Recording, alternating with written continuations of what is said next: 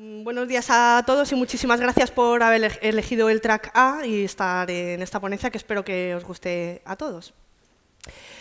Bueno, ya me ha presentado Juan Carlos fenomenalmente, muchas gracias, así que tampoco quiero hablar mucho de mí, pero sí quiero hablar de la comunidad WordPress. Todos los que estamos aquí ya formamos parte de la comunidad WordPress, aunque sea la primera vez que venimos a una WordCamp, aunque nunca hayamos estado en una Meetup, ya formamos parte de la comunidad. Y os animo sobre todo a que vengáis mañana al Contributor Day. Ayer estaba hablando con unos amigos que me decían, pero esto del Contributor Day, eso que hacéis el domingo, es para gente que ya sabe mucho, ¿no? Para profesionales de WordPress. No, todo lo contrario. Es para aprender a contribuir a WordPress. Si no sabes absolutamente nada de lo que es WordPress, entonces es cuando tienes que venir mañana con tu portátil para aprender todo lo que los demás podemos ofrecer. Vas a aprender a contribuir a WordPress y a mí, realmente, mi primer Contributor Day me cambió la vida y creo que os puede cambiar la vida también a vosotros. Así que, por favor, no dejéis de venir mañana si queréis dedicaros a cualquier cosa que tenga que ver con la publicación de contenidos, porque de verdad que os va a encantar. Y bueno, ya voy a entrar al grano. Hoy quiero hablar de cómo se diseña una web. Cómo se diseña una web y cuánto cuesta. Esto es lo que yo entiendo que es el proceso de creación de una web.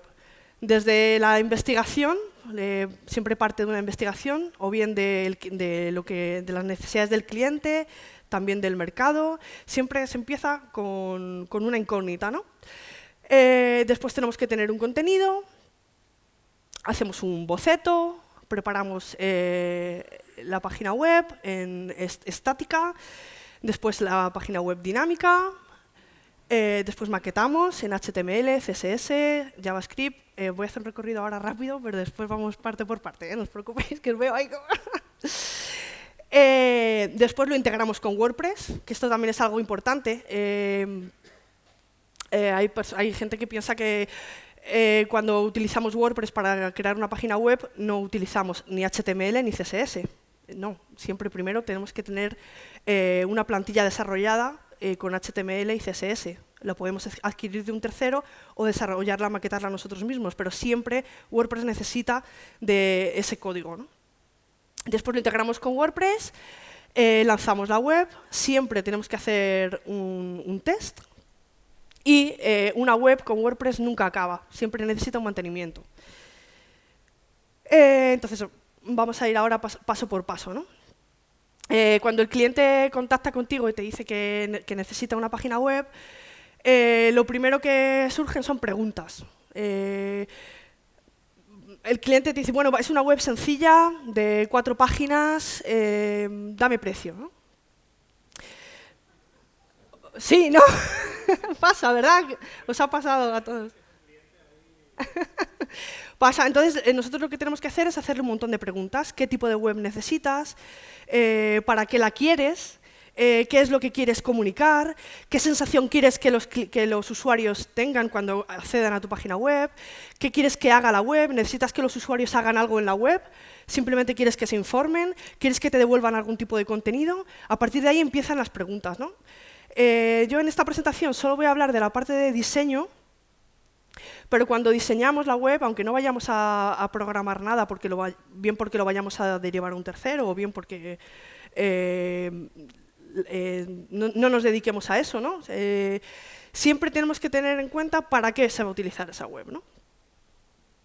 Entonces, una vez que tenemos esas preguntas resueltas, una de las cosas que he dicho es que el cliente te dice quiere una página web con 4 páginas, o a veces te dicen quiere una página web que solo tenga una página. Eso nunca lo decide el cliente, eso lo vamos a decidir nosotros como diseñadores. El cliente cree que necesita algo, pero nosotros como profesionales somos los que vamos a llegar a través de estas preguntas a averiguar qué es lo que realmente el cliente necesita y qué es lo que le podemos ofrecer, ¿no? Una vez que tenemos el briefing creado, pasamos al contenido. Normalmente lo que decimos es que no empezamos a diseñar la web hasta que no tenemos todo el contenido, porque el diseño lo hacemos en base al contenido que tengamos. Pues no sabemos si vamos a maquetar un texto a una columna o a 2 columnas o a 4 columnas hasta que no tengamos pues, el contenido, ¿no? ¿Qué textos vamos a tener? Pero eso en la realidad no ocurre. Nosotros estamos hablando de que somos profesionales, realmente trabajamos en esto y la teoría está muy bien, pero la realidad es que el cliente no va a tener los contenidos definitivos y lo que tiene es mucha prisa por publicar. Esa es la realidad. Entonces, muchas veces pues, tenemos que imaginarnos o hacer una apuesta por cuáles van a ser esos contenidos definitivos. Cuando estamos en esta primera fase de recopilar el contenido, tenemos que pensar en los textos, pero también tenemos que pensar en las imágenes. Dependiendo del tipo de negocio, podemos utilizar fotografías de banco de imágenes, los hay mejores y peores. Hay presupuesto para comprar fotografías o tenemos que descargarnos unas de esas imágenes libres de derechos. Podemos contratar a un fotógrafo para que vaya, sobre todo si es un establecimiento, un comercio, hay presupuesto para contratar a un fotógrafo que vaya a hacer las fotografías. ¿Qué tipo de fotografías vamos a utilizar? Si el cliente va a contratar al fotógrafo, ¿podemos hablar nosotros primero con el fotógrafo y decirle cómo son las fotografías para web? Porque un fotógrafo no tiene por qué saber cómo luego nosotros necesitamos las fotografías. Yo para utilizar una foto para web necesito que el plano esté muy abierto para que luego yo tenga margen para cortarla en vertical o en horizontal. Si el fotógrafo directamente cierra el plano y me da la imagen definitiva, a mí me está haciendo una faena. Si yo puedo hablar primero con el fotógrafo, para mí es oro puro, porque le voy a explicar qué tipo de imágenes necesito. Si el fotógrafo está acostumbrado a trabajar con diseñadores web, ya sabrá qué tipo de fotos tiene que hacer. Vídeos. El cliente me va a pasar los vídeos o me va a pasar una URL directamente de YouTube o de Vimeo. Todo esto lo tenemos que tener en cuenta cuando estamos recopilando todo ese contenido. Lo tenemos que tener en cuenta tanto para el presupuesto como para el planteamiento que vamos a hacer del diseño de la web, de cómo va a ser finalmente nuestra web. Después, cuando ya tenemos todo el contenido o nos imaginamos un poco el contenido que vamos a llegar a tener, hacemos un boceto. La literatura en torno a esto cambia bastante. Hay quien lo llama wireframe de baja fidelidad, cuando son este tipo de esquemas. Luego, cuando ya tienen los colores y las formas definitivas, lo llama wireframe de alta fidelidad. O depende, a veces también se llama, a alta fidelidad se le llama mockup, o se le llama, bueno, en fin. He hablado con distintos profesionales y al final hay diversas opiniones respecto a la nomenclatura, pero bueno, en cualquier caso, primero lo que hacemos es un esquema de lo que va a ser la web. Cómo vamos a distribuir en el espacio los contenidos que tenemos para conseguir que el usuario, comunicar al usuario, ¿no? No utilizamos colores, no utilizamos tipografías definitivas. De hecho, al principio no utilizamos ni siquiera los textos definitivos, ¿no? Simplemente decimos unas líneas, ¿no? De aquí irá más o menos un texto pequeño, aquí irá un texto más grande, ¿no? Y luego ya sí que pasamos a incorporar los textos de verdad en este esquema, ¿no? Pero no nos distraemos con colores, ni con tipografías, ni con nada. Simplemente distribuir, jerarquizar, los tamaños sí que van a ser definitivos, pero no tenemos colores, ¿no? ni formas definitivas. Este procedimiento nos va a permitir también ir cerrando etapas con el cliente y en el mejor de los casos también ir cobrando. Cuando aprobemos el wireframe ya no volvemos atrás, no me vas a hacer cambios y me vas a pagar. Eso es una opción que podemos tener. Lo acordamos previamente con el cliente. El poder hacer fases y poder ir cobrando si es un proyecto grande nos va a venir muy, muy bien. Y sobre todo, es verdad que después vamos a cambiar cosas, pero el hecho de tener la posibilidad de ir cerrando cosas que ya van a ser definitivas nos va a ayudar a obtener un mejor resultado. Una vez que ya tenemos este esquema, el wireframe, vamos a pasar al mockup o wireframe de alta fidelidad, que aquí ya sí vamos a incorporar pues, todos esos contenidos más definitivamente, ¿no? Pues realmente vamos a ir viendo un poco qué más cosas tenemos en cuenta, ¿no? Cuando ya estamos en esta fase de mockup. La tipografía, para mí, es lo más importante. Para mí es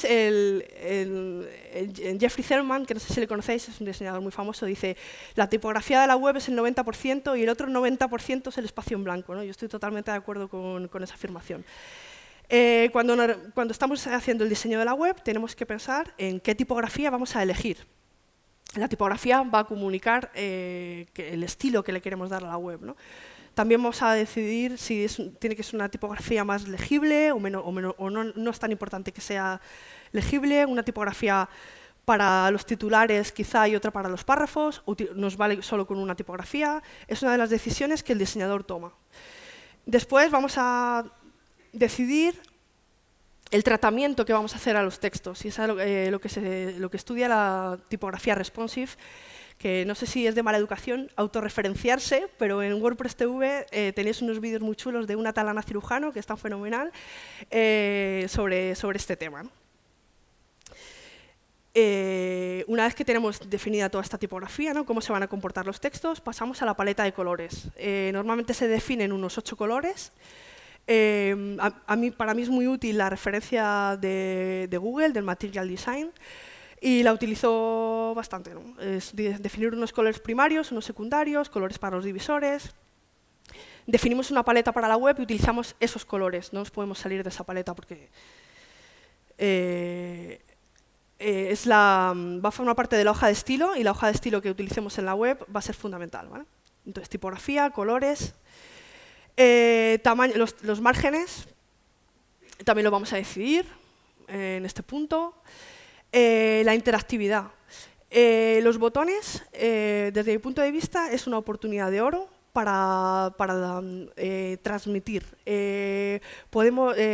Cuando estamos en la fase de investigación, el cliente nos puede aportar una identidad corporativa que ya esté creada, o nos puede pedir que también inventemos, diseñemos, creemos una identidad corporativa nueva. Para mí, los botones de las webs es una oportunidad de oro para darle a la web un estilo, una característica. Y es algo que también, una de las cosas que hay que tener en cuenta. Los botones no se diseñan solos, ¿no? O sea, hay que decidir cómo hacemos los botones y los diferentes estados que va a tener el botón. Otra de las cosas que hay que tener en cuenta son los separadores de sección, y también es una oportunidad de oro para darle una impronta a una web. Hay páginas web cuya característica más importante son los separadores que tienen, ¿no? Que tienen, sobre todo ahora con CSS, que se pueden hacer. Antes era muy difícil, ¿no? Había que ser un matemático para poder hacer eso con CSS, pero ahora es muy sencillo. Entonces los diseñadores tenemos que saber que tenemos esa oportunidad para darle una impronta determinada a una web, ¿no? A través de cómo definamos los separadores de sección. Es una de las cosas que podemos tener en cuenta. Los fondos. Vamos a utilizar imágenes de fondo, vamos a utilizar patrones. Aquí también tenemos una oportunidad de oro y es algo que tenemos que definir. Van a ser colores lisos, van a ser, no sé, pues como lo que nos ocurra para eso, para transmitir el branding de la marca, ¿no? Y es algo que también pues, tenemos que tener en cuenta. Set de iconos. Podemos, si hay presupuesto, diseñar unos iconos ad hoc para este proyecto y dibujarlos nosotros mismos, o contratar incluso a un ilustrador que nos haga unos iconos que vayan con la marca de nuestro cliente.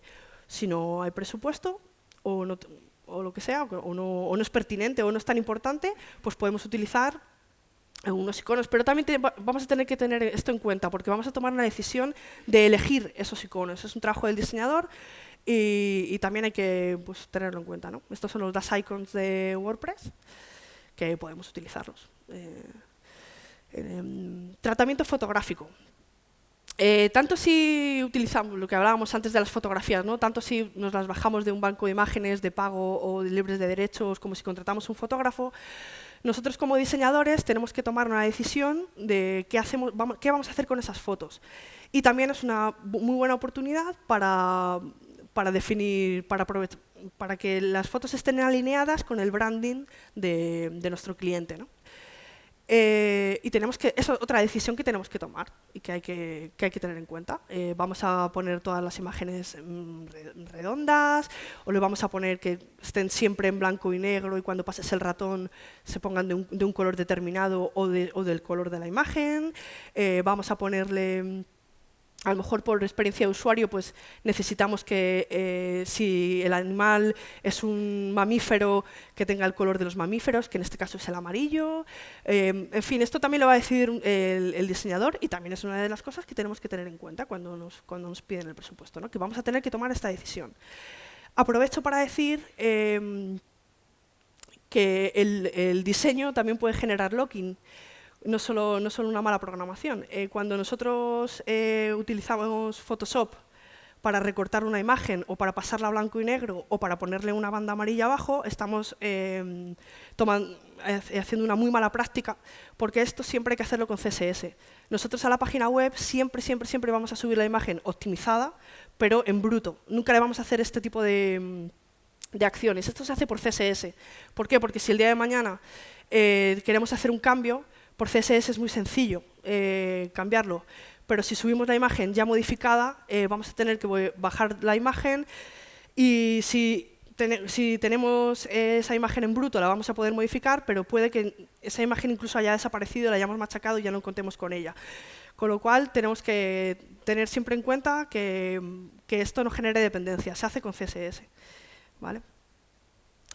Y una vez que ya tenemos el mockup o el wireframe de alta fidelidad, tenemos todos los elementos de la página web definidos, el cliente lo ha aprobado, ya tenemos prácticamente pues, todo el diseño de la web hecha y lo que hacemos es montar el prototipo. El prototipo es pues, todas las pantallas de la web, las que sean, 1 o 100, pero ya tienen la interactividad añadida. Entonces, de esta manera, aunque no haya nada programado todavía, cuando pinchas en un botón, te lleva a la página correspondiente. El prototipo se hace para hacer pruebas de usabilidad, para ver si realmente el usuario, cuando llega a ese sitio, comprende que eso es un botón, o hay que ponerle un más, o incluso hay que poner haga clic aquí. El prototipo se hace para ver si el usuario sigue por el caminito que, como siempre dice Fernando Tellado, si realmente el usuario sigue por el caminito que nosotros le hemos marcado o no. Entonces, después de estas pruebas de prototipo, ya tendríamos nuestra, bueno, me he adelantado, tendríamos nuestra web totalmente diseñada, ¿no? Y ahora voy a pasar a la segunda parte de la presentación, que es bueno, cómo se diseña una web y cuánto cuesta, ¿no? Entonces voy a hablar del precio, ¿no? O sea, hemos visto cuánto cuesta, del esfuerzo que hay que hacer, ¿no? De todo lo que tienes que tener en cuenta, y seguro que me he dejado algo por el camino. Y ahora vamos a ver el precio, ¿no? Yo bueno, siempre digo que nunca dejo de formarme y es verdad, una de las cosas que he estudiado es dirección comercial y marketing, ¿no? Cuando somos diseñadores nos viene muy bien saber de marketing, sobre todo si además somos freelancers. Y yo cuando estudié marketing me explicaron que había una cosa que eran las 5 P's del marketing. Antes habían sido 4 y ahora ya, pues, después añadieron atención al cliente y ahora son 5, ¿no? Y aprendí que el precio no lo fija el departamento financiero de las empresas, sino que el precio lo fija el departamento de marketing. Porque cuando tienes que fijar un precio, y hay mucha gente que lo recomienda así, siempre te dicen, bueno, para poner tus precios tienes que tener muy claro cuáles son tus gastos, cuánto te cuesta a ti realmente mantener tu negocio. Y entonces tienes que poner un precio por encima de los gastos para obtener un beneficio. Sí, vale. Yo sí, estoy de acuerdo con eso, pero me parece que no es algo que tengamos que tener en cuenta, ¿no? O sea, tienes que conocer ese dato, pero no tienes que basarte en eso. El precio es la cantidad más alta que un cliente está dispuesto a pagar por un producto o servicio. Entonces, averiguar esa cantidad es complicado porque realmente claro, no te puedes pasar porque tú realmente quieres poner un precio que el cliente vaya a pagar y tampoco te quieres quedar corto porque lo vas a pasar fatal y al final igual vas a tener que incluso cerrar el negocio, ¿no? Entonces siempre te vas a tener que hacer una apuesta y dar un precio que el cliente pueda pagar. Pero no te puedes basar solo en los gastos que tú tengas. ¿En qué te tienes que basar? Pues te puedes basar en muchas cosas, pero para mí lo más importante es en cómo tú te vas a posicionar en el mercado, ¿no? Cómo te vas a valorar. En todas esas preguntas que le hacemos al cliente para diseñar la web, una de las preguntas que le hacemos es ¿cuánto presupuesto tienes? Como hablaba antes de lo del contenido, que la mayoría de las veces no vas a tener todo el contenido cuando te pongas a diseñar, lo que te va a pasar, y sé por experiencia, es que el cliente te va a decir no tengo presupuesto para esto, pues tú dime una cantidad y si la podemos afrontar, pues nos parecerá bien, y si nos parece muy alta, pues ya te diremos que lo bajes o veremos a ver cómo podemos quitar conceptos para que lo podamos afrontar. Pero no hemos pensado en un presupuesto definitivo. El cliente muchas veces no conoce cuál es su presupuesto, no sabe cuánto quiere invertir. Es verdad, el cliente no nos va a decir tengo 3.000 euros, hazme una web, tengo 50.000 euros, hazme una web. No nos lo va a decir así, porque realmente es lo que nos encontramos cada día. Pero sí que es una de las preguntas que tenemos que hacer. Preguntarle al cliente cuánto está dispuesto a invertir para que le diseñemos la web, ¿no? Si el cliente tiene urgencia, pues entonces vamos a tener que dedicar recursos extra y vamos a tener que subir el precio. Hay una serie de cosas, ¿no? que hay que valorar. Pero sobre todo, y es la reflexión con la que me gustaría que os quedarais hoy, es que yo cuando estudié marketing tuve un profesor de política de precios que nos hizo un ejercicio, ¿no? Que era el restaurante de una mesa. Y yo es algo a lo que siempre recurro cuando tengo que dar un presupuesto. Y os lo voy a contar a ver qué os parece. El profesor nos habló de cómo te quieres posicionar, de que para poner precio que había tipos de negocio que eran de rotación, otros que eran de margen, que si tú querías hacer muchas webs muy baratas o hacer unas webs muy caras, todo esto nos lo explicó, todo esto que os acabo de contar, y luego nos puso el ejercicio, ¿no? El ejercicio nos pasó una hoja de Excel con todos los gastos que tenía el restaurante y nosotros nos pusimos por grupos y nos pusimos a calcular.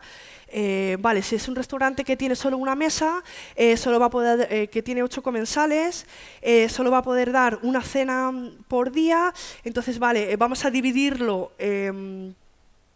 No he dicho cuál era el ejercicio, ¿no? Era ¿qué precio le ponemos al menú por comensal, para que te salga bien el negocio, ¿no? De un restaurante que solo tiene una mesa, ¿a cuánto tengo que poner el cubierto por comensales? Una mesa de 8 personas y tal, nos dio los gastos. Entonces, teníamos unos costes de 143.000 y pico al año, entonces lo dividimos entre 360 días, lo dividimos entre 8, nos daba 50 euros. 50 euros de gasto por comensal. Entonces dijimos, bueno, a ver, pero si solo tiene una mesa, entonces es un restaurante muy exclusivo. No te puede costar 50 euros. Aquí por lo menos, venga, vamos a hacer bien el ejercicio. Vamos a ponerle 400 euros. Venga, 500, vamos a poner 500 euros. Es un restaurante que te cuesta 500 euros. El profesor iba recogiendo los ejercicios y tal, 500, tal, no sé qué. Decía, joder, no os habéis enterado de nada, tal. Y nos contó que este restaurante existe de verdad. Es el restaurante Mibu, que está en Tokio, en el barrio de Ginza. Y es un restaurante súper exclusivo y vale 1.000 euros el cubierto. Ni 300 ni 500, no, vale 1.000 euros. O sea, cuesta 8.000 euros cenar esa cena en el restaurante. Por supuesto que la comida es exquisita. Si habéis estado en Japón, sabéis que aunque te comas un trozo de brocheta en la calle, está exquisito. O sea, por supuesto la comida cumple y tal, pero es que no estamos hablando de lo que te estás comiendo. No es que la web sea buena o no, por supuesto que es buena. Esto es Japón, está riquísimo. Lo importante del Mibu es esto, que la gente que va se hace la foto con los señores Ishida. Se hace la foto con los señores Ishida, hace el vídeo para YouTube y dice, yo he estado en el Mibu. Pone los comentarios, wow, qué suerte la tuya, y hay otro que dice yo también he estado, ¿no? Esto es lo que realmente busca Mibu. Y yo cada día trabajo muy duro para que mis clientes digan, orgullosos, esta web me la ha diseñado Ana Cirujano. Y esto es con lo que quiero que os quedéis, que vuestros negocios sean el Mibu y que no os conforméis con cubrir gastos, sino que digáis, es que yo quiero que el día de mañana mis clientes digan, yo he estado, a mí me ha hecho la web esta persona. Así que os animo.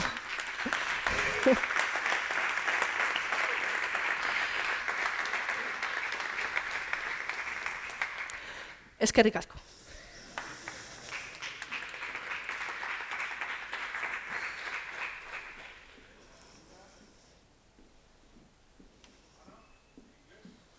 Okay.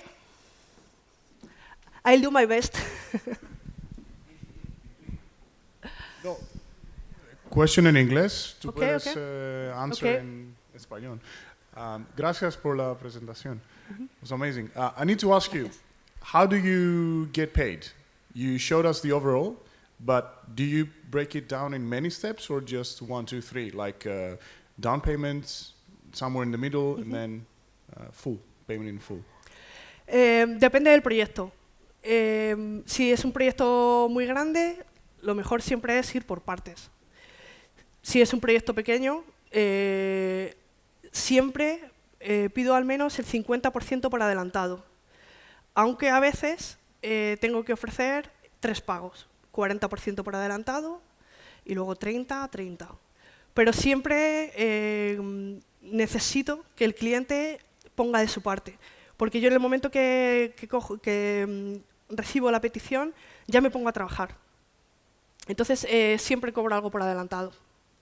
Y esto, si podemos cerrar fases, siempre es lo que decía antes, siempre tenemos que intentar buscar ir cerrando, tanto para que no nos mareemos y no hagamos perder el tiempo al cliente, como para que podamos ir cobrando. Si es un proyecto pequeño, pues simplemente lo dividimos en pagos, cobramos por adelantado y cuando terminemos, pues se cobra a la finalización del proyecto. Cuando ya la web está en el servidor del cliente, pues cobramos. Y por supuesto, siempre ofrezco mantenimiento y explico que WordPress es un software libre de código abierto, en fin, todas las cuestiones de seguridad y de mejora que tienen que cubrir con el mantenimiento. Gracias por tu pregunta.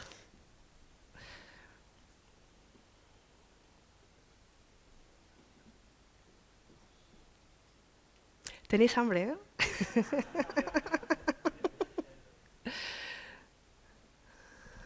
eh? Bueno, lo primero felicitarte, me ha parecido buenísima tu ponencia. Bueno, muchas gracias, Fernando. Súper inspiradora. O sea, estoy súper feliz ahora mismo. Quiero que mi próxima web la diseñes tú. Y mismo hasta te pago y todo. Hay una parte de cuando explicabas todo el proceso de desarrollo y demás, y el momento de la decisión del cliente del presupuesto, yo creo que eso es casi de lo más importante que has dicho.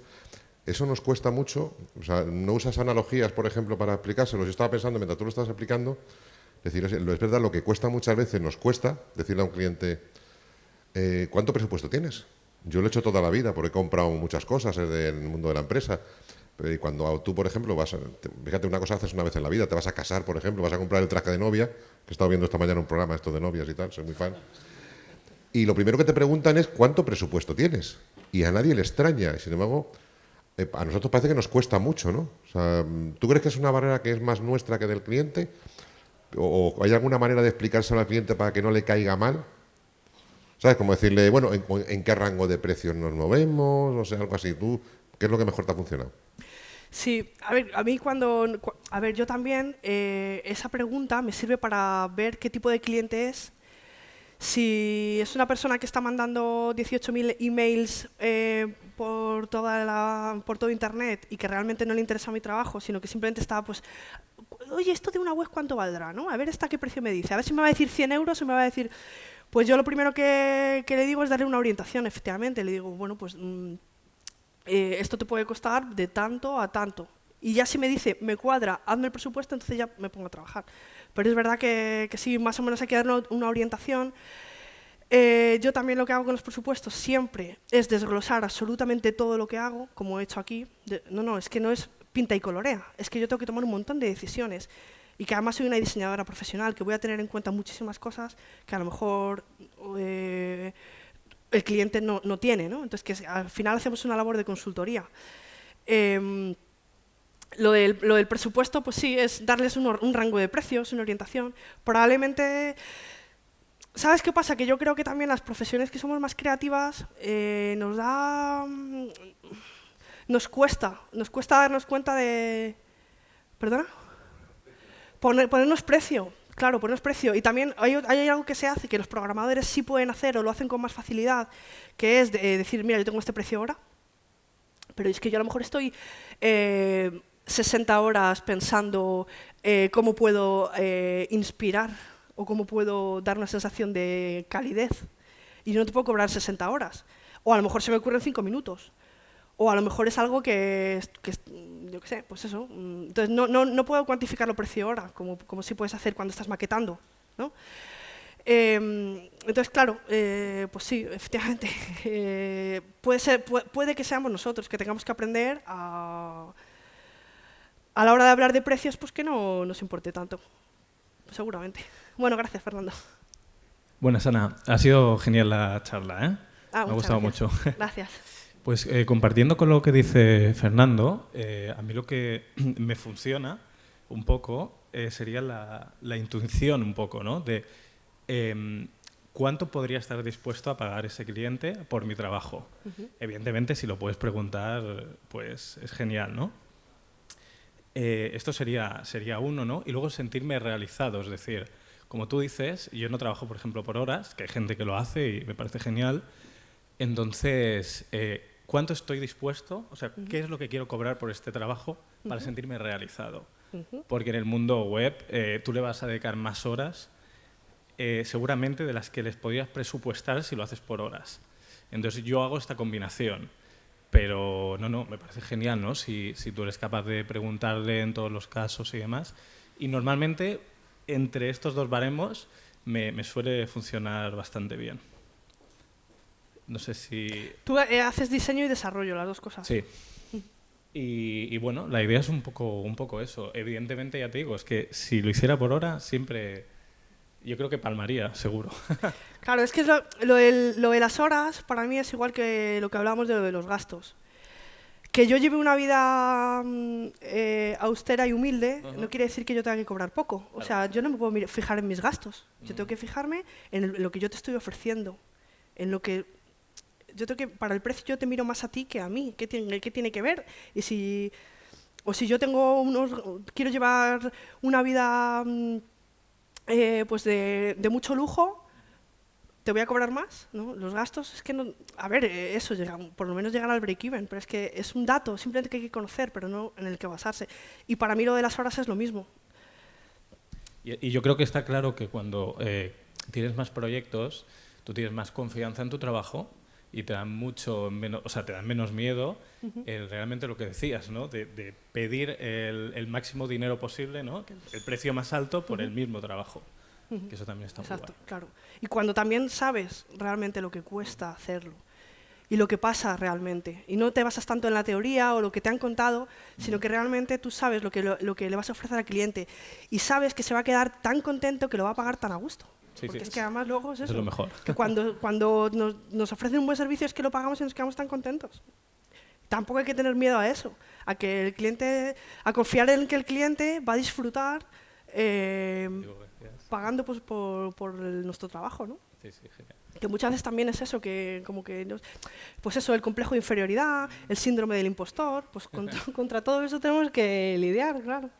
Muchas gracias, Ana. Gracias a ti, Javi. Una preguntita más. Perdón.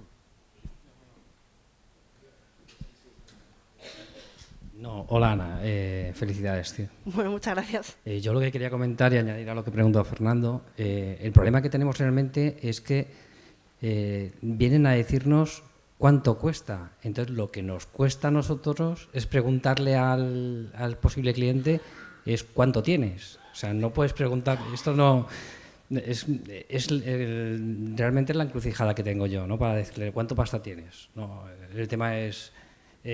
no, es como te están preguntando, realmente el problema que nos enfrentamos, por lo menos es eso, me encuentro con la barrera de decir, ¿cuánto tienes? Sí. Yo creo que es más bien el problema ese, porque se nos adelantan. Sí. Yo creo que es eso. Claro, a ver, también lo que ocurre es que...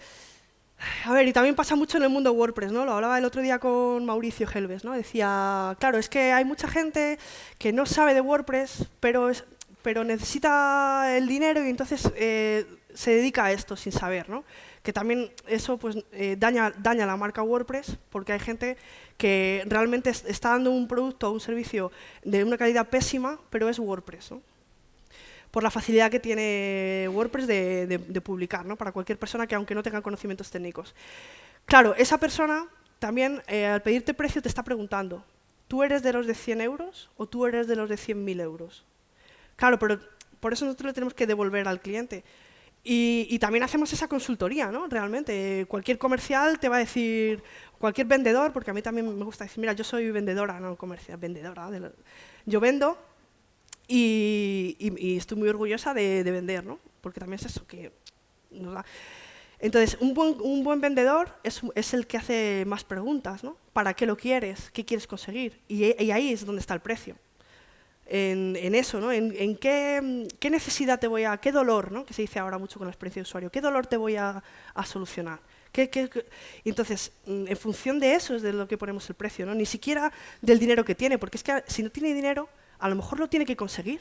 Porque yo muchas veces no tengo dinero para comprarme cosas, pero trabajo para conseguirlas. Entonces, a lo mejor podemos generar ese deseo en el cliente para que pida un crédito y entonces le desarrollemos nosotros la web. Y es eso, pues ofrecerle nuestra sabiduría en eso, ¿no? Hacerle la consultoría.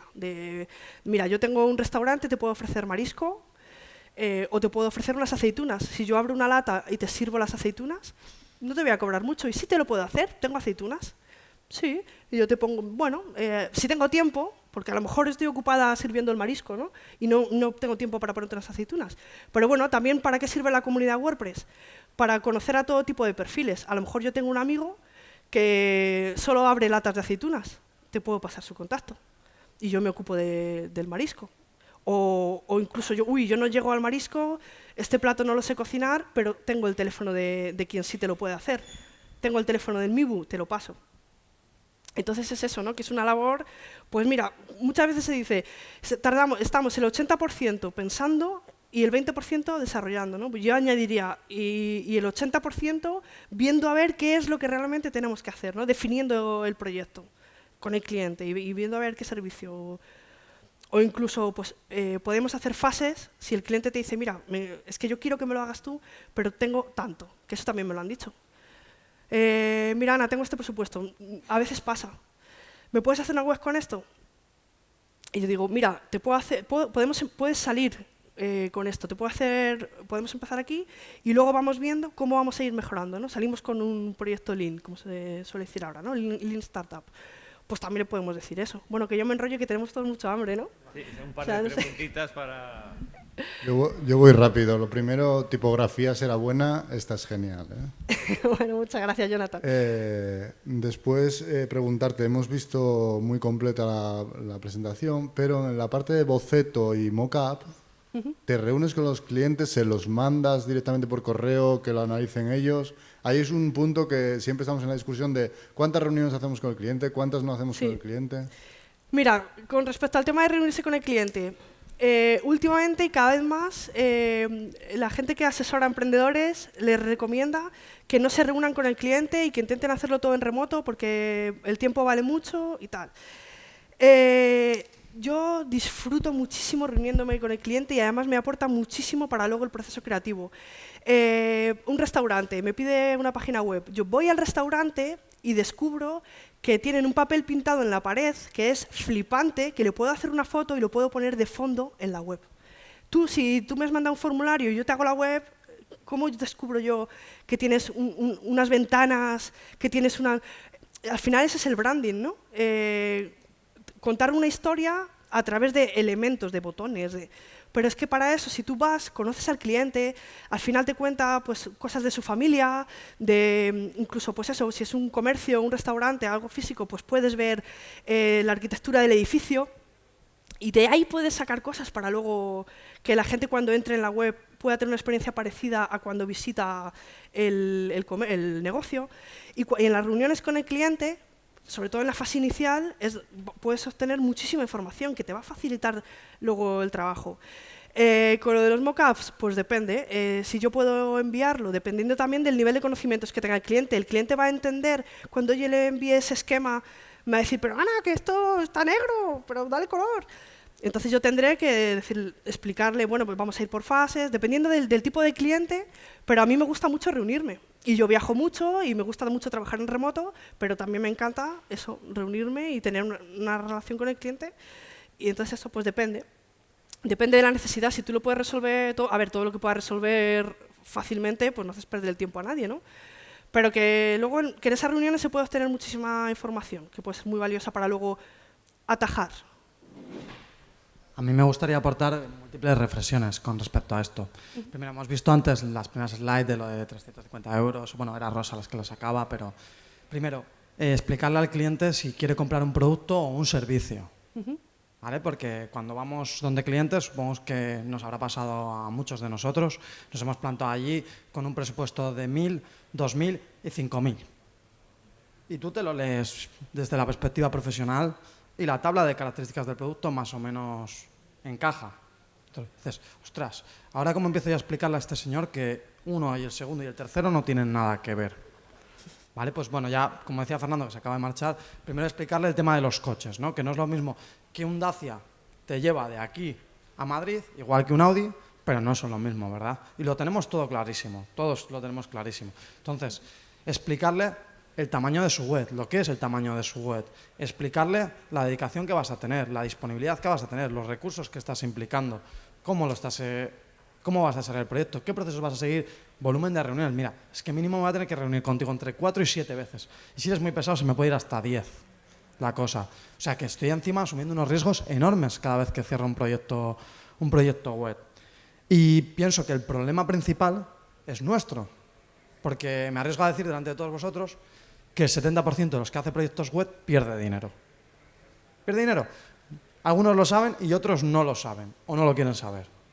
Pero esa es la realidad del mercado. Porque dices, no, es que yo te lo he vendido de X manera y esto era X dinero y yo ya te lo he entregado. Pero ¿quién se luego cuando te dice, no, es que no quería, es que quiero de esta manera, ¿quién es el que le para los pies y le dice, no, como decía Rosa? Pues en el 80% de los casos no es así, ¿no?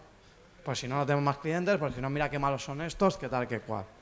Entonces, esos riesgos también habrá que plantearlos en el presupuesto y explicarlos y documentarlos en ello. Y no nosotros mismos generar precios ancla que nos autolimitan. Vale, y luego hago el símil un poquito para mí, hilándolo con la conferencia de Ana, para mí una web es como un edificio. Como un edificio, creo que el símil me sirve muchísimo. Tú quieres un edificio de 3 plantas, de 7, de 12, lo quieres que aguante temporales, lo quieres que además la gente cuando lo vea le entren ganas de entrar corriendo, lo quieres además que esté en el centro de la Gran Vía o lo quieres en la periferia de Bilbao. Un poquito, ¿cuántos metros necesitas? Y luego ya entramos un poquito en la parte abstracta que decía Ana de yo no sé si para diseñarlo me voy a tirar 20 horas o 60 porque depende de mi inspiración, de que hoy me haya levantado bien, de que encima le haya encontrado el punto. Vale, pues eso ya sería un poco la firma del arquitecto, el nivel de calidad que nosotros empleamos, el expertise que tenemos, etcétera. Pero pienso que el formato de venta que empleamos, el valor que le damos a nuestro trabajo y cómo lo explicamos no es el adecuado ahora mismo. Exacto. Muy buena reflexión. No sé si Ana quiere decir algo o... Nada, es que ricasco. Y vamos a comer.